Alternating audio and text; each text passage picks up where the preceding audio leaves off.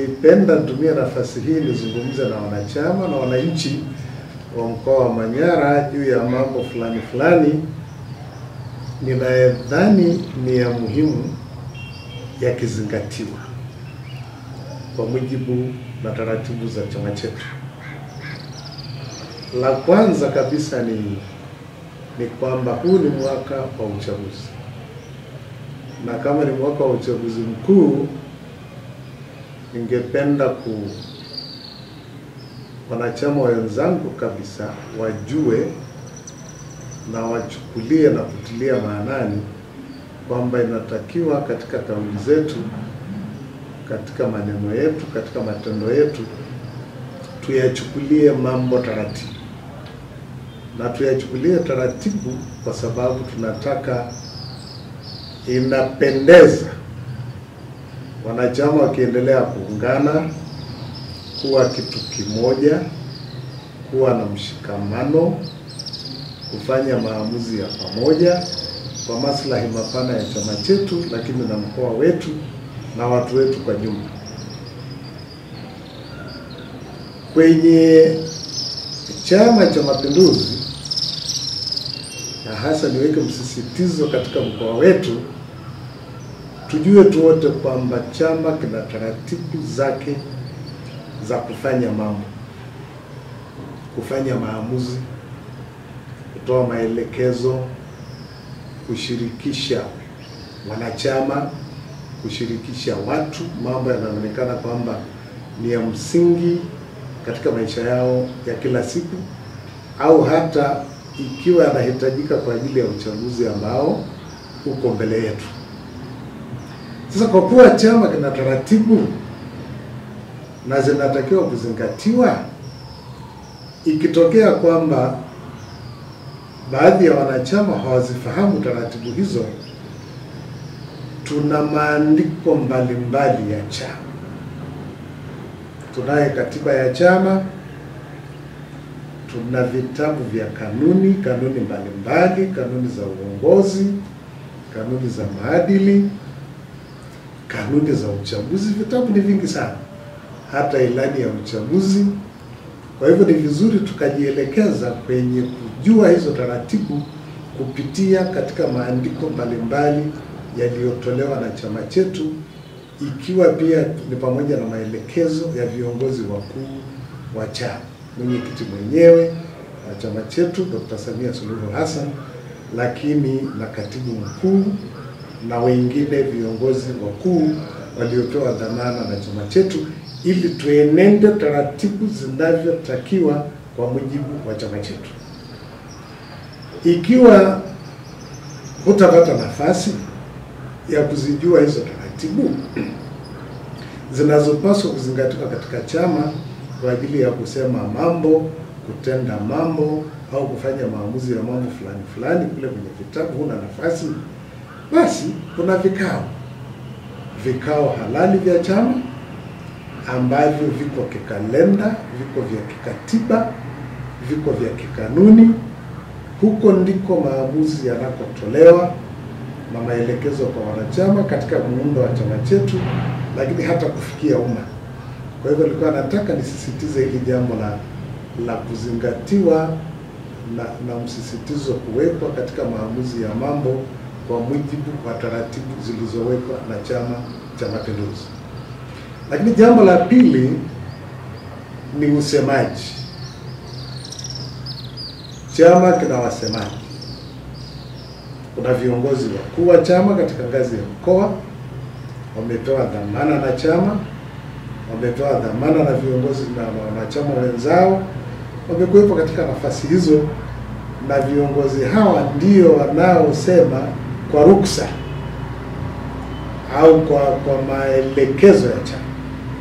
Kwa hivyo sio kila mmoja tu mwanachama anaweza akasimama akaamua akasema jambo lenye athari kwa wanachama au kwa chama, kwa sababu wakati yeye sio msemaji. Kwa hivyo nisisitize kabisa kwamba usemaji wa chama unafanyika na wasemaji wa chama. Katika ngazi ya mkoa, msemaji mkuu ni mwenyekiti. lakini hawezi kwenda kusema tu hivi. Atakuwa ameshirikiana na viongozi wenzake wakuu, mjumbe wa halmashauri kuu, katibu wa mkoa, lakini hata wakati mwingine na kamati ya siasa. Hapo ndipo tunapata kitu cha kusema, cha kuambia wanachama na kuwaambia na kusema kwa maslahi mapana ya chama chetu. Kwa hivyo nipenda kabisa tunapokwenda katika uchaguzi ulioko mbele yetu tuweze kuzingatia hayo ili kuleta utulivu, kuleta amani, kuleta usalama, na sio kila mtu anasema tu. Maana yake unaweza ukasema tu ukaenda kinyume na inavyotakiwa, au ikasemekana hujasema kwa sababu wala sio wajibu wako, sio kazi yako. Kwa hivyo tujirudi sasa katika mstari ambao unatakiwa ili kila kitu kinakwenda katika taratibu. Nilipenda pia niseme kwamba katika kipindi hiki kumekuwepo na tumeshuhudia matumizi mabaya ya mitandao ya kijamii. Huko kama watu wanajitokeza na kutumia, ni kweli kuna uhuru wa kusema, kuna uhuru wa maoni, kuna watu, kuna uzalendo, kuna ukereketo ambao unaweza ukakereketwa, au ushabiki ambao wakati mwingine umepindukia. Sasa katika mazingira kama hayo unaweza ukapeleka mambo kule kwenye mitandao ya kijamii alafu ukakosea. Ukikosea kuna kwa hatari ya kuchonganisha watu, hatari ya kuleta migongano, hatari ya kuzusha mambo ya uongo, hatari ya kuimarisha makundi kinzani ndani ya chama chenyewe. Kwa hivyo hatari ni nyingi sana.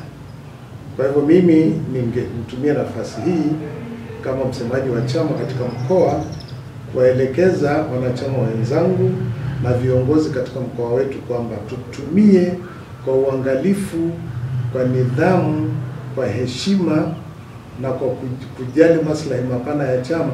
Mitandao ya kijamii yasitumike vibaya alafu tukajivuruga katika kipindi hiki ambako kuna kazi kubwa za kufanywa vile vile.